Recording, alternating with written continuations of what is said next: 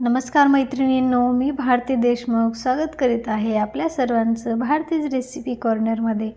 मैत्रिणींनो, आज आपण बनवणार आहोत लहान मुलांच्या टिफिनसाठी पौष्टिक असे मेथीचे पराठे आणि पौष्टिक अशी त्याच्यासोबत एक चटणी। आधी आपण चटणी बनवणार आहोत आणि त्यानंतर बनवणार आहोत पराठे। चटणी बनवण्यासाठी मी इथे साहित्य घेतलेलं आहे।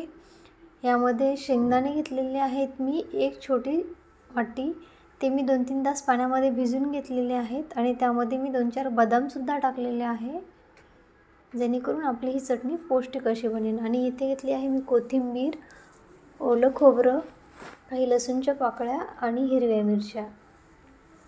आता हे सर्व साहित्य आपल्याला मिक्सरच्या भांड्यामध्ये टाकून बारीक वाटण करून घ्यायचं आहे। असं मिरच्या आपण चवीनुसार कमी जास्त टाकू शकतो।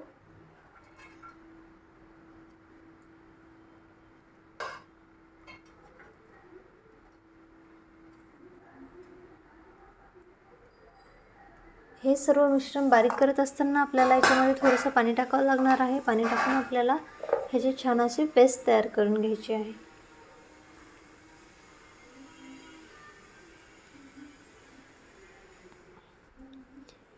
पेस्ट आपली शेंगदाण्याची तयार झालेली आहे। आपण आता याला देणार आहोत फोडणी।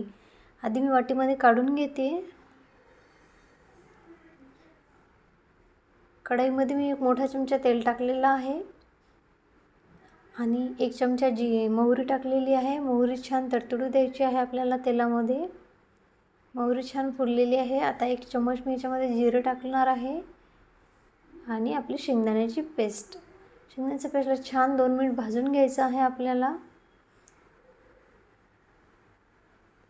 त्यानंतर यामध्ये चवीनुसार मीठ टाकलेलं आहे मी आणि 1 चम्मच मी याच्यामध्ये पाणी टाकलेलं आहे आणि कोथिंबीर। 2 मिनिट छान आपल्याला भाजून घेतलेलं आहे या चटणीला। चटणी आपली छान अशी तयार झालेली आहे आणि आता आपण बनवणार आहोत पराठे। पराठे बनवण्यासाठी बघू शकता आपण मी इथे साहित्य घेतलेलं आहे।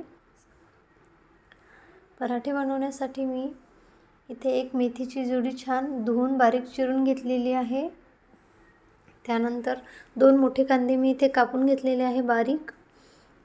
कोथिंबीर घेतलेली आहे, ओवा घेतलेला आहे मी 1 मोठा चमचा, लसूणची पेस्ट घेतलेली आहे आणि एक स्टीलची छोटी वाटी व्हाईट तीळ मी इथे घेतलेले आहे आणि हे 3 ग्लास पीठ मी इथे घेतलेले आहे। यामध्ये टाकणार आहे मेथीची भाजी।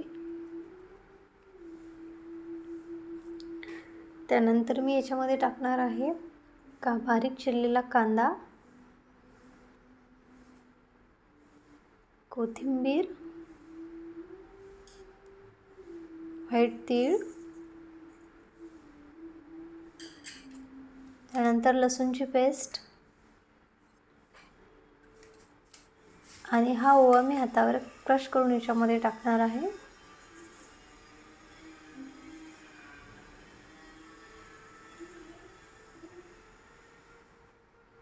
यामध्ये 1 चम्मच मी लाल तिखट टाकलेला आहे,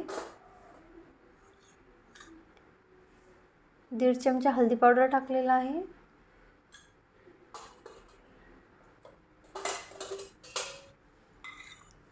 आणि चवीनुसार मीठ।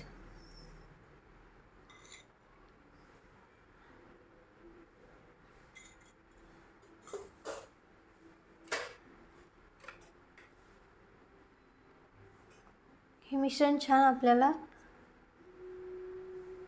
याच्यामध्ये टाकलं आहे मी 1 चम्मच तेल,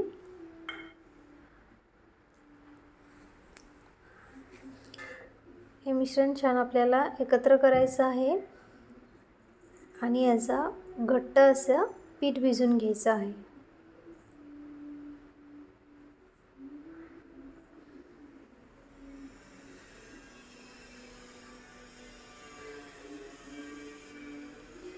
पीठ भिजवत असताना पाणी थोडं थोडं करून घ्यायचं आहे आणि आपण पोळीला जसं पीठ भिजवतो त्यापेक्षा घट्ट पीठ भिजवून घ्यायचं आहे आणि कॉटनच्या कपड्यामध्ये 10 मिनिटे झाकून ठेवायचं आहे।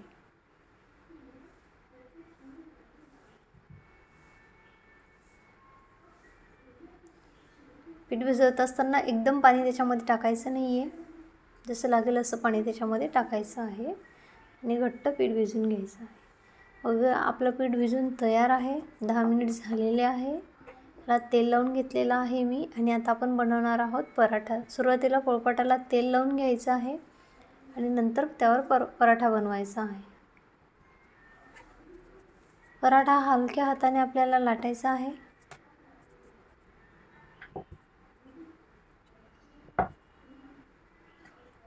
बऱ्याच वेळेस पराठा हा पोळपाटाला चिटकून राहतो, त्यासाठी मी दुसरी एक पद्धत आपल्याला पराठा लाटायची सांगणार आहे. आपला पराठा तयार आहे लाटून. आता आपल्याला हा गॅसवर भाजायचा आहे. तर सुरुवातीला मोठ्या गॅसवर तवा गरम करून घ्यायचा आहे. पराठ्याला दोन्ही बाजूनी तेल लावून छान दोन्ही बाजूनी भाजून घ्यायचं आहे. सुरुवातीला मोठ्या गॅसवर भाजायचं आहे, नंतर गॅस कमी करून भाजायचा आहे पराठा.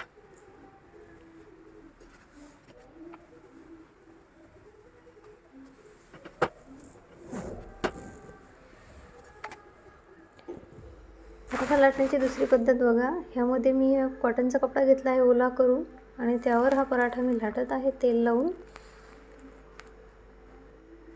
हलक्या हाताने हा पराठा आपल्याला लाटायचा आहे. ह्या कपड्यावर पराठा लाटल्याने काय होतं की पोळपाटाला आपला पराठा चिटकत नाही आणि टाकताना तुटतसुद्धा नाही. तेल लावून दोन्ही बाजूने आपला पराठा हा छान भाजून घ्यायचा आहे. हा पराठा मी बनवत आहे माझ्या मुलाच्या टिफिनसाठी. तो हा पराठा खूप आवडीने खातो.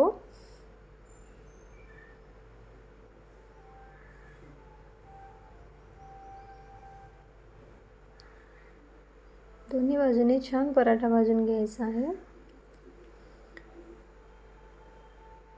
आपले पराठे भाजून तयार आहे. शेंगदाण्याची चटणीसुद्धा तयार आहे आपली. ह्यासोबत लोणी किंवा तूपही खूप छान लागतं. त्यासाठी मी इथे टाकणार आहे 1 चमच तूप आणि थोडे कोथिंबीरने गार्निश करणार आहे. पराठे आपले बनवून तयार आहेत. लहान मुलांच्या टिफिनच्या रेसिपीजचे व्हिडिओ मी आता माझ्या चॅनलवरती अपलोड करणार आहे. त्यामुळे भारतीय रेसिपी कॉर्नरला लवकरात लवकर सबस्क्राईब करा.